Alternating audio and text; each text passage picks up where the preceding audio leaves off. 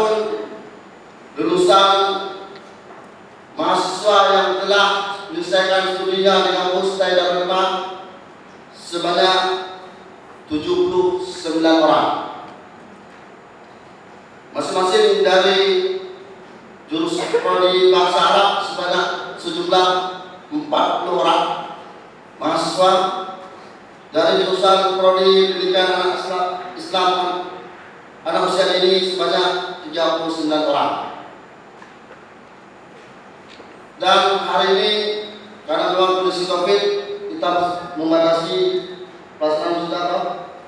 Yang hadir wisuda hari ini adalah sebanyak 31 peserta, di mana prodi pendidikan bahasa Arab pesertanya 5 orang, dan prodi pendidikan anak usia ini sebanyak 26 orang.